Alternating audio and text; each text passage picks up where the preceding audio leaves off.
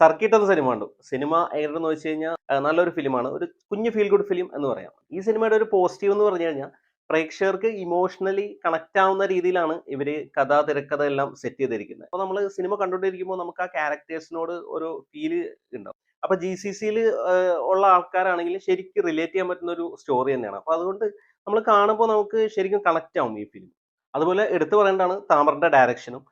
Simple ആയിട്ടാണ് എല്ലാ സീനുകളും പുള്ളിയെ സെറ്റ് ചെയ്തിരിക്കുന്നത്. ഒരുപാട് കോംപ്ലിക്കേഷനും കാര്യങ്ങളൊന്നുമില്ല. പിന്നെ ഈ സിനിമയിലെ രണ്ടാമത്തെ പോസിറ്റീവ് എന്ന് പറഞ്ഞു കഴിഞ്ഞാൽ പെർഫോമൻസുകളാണ്. എല്ലാ ക്യാരക്ടേഴ്സും അടിപൊളിയായിട്ടാണ് പെർഫോം ചെയ്തിരിക്കുന്നത്. അതിൽ എടുത്തു പറയേണ്ടത് നമ്മുടെ ആസിഫ് അലിയുടെയും ADHD ഉള്ള കുട്ടിയായിട്ട് അഭിനയിച്ച ഓർഹാന്റെ പെർഫോമൻസാണ്. രണ്ടുപേരും അടിപൊളിയായിട്ടാണ് ഈ സിനിമയിൽ പെർഫോം ചെയ്തിരിക്കുന്നത്. ആസിഫ് അലിയെ നമുക്കറിയാം, പുള്ളിക്ക് പെർഫോം ചെയ്യാനുള്ള ക്യാരക്ടേഴ്സ് കിട്ടിക്കഴിഞ്ഞാൽ പുള്ളി അത് അടിപൊളിയായിട്ട് ചെയ്യും.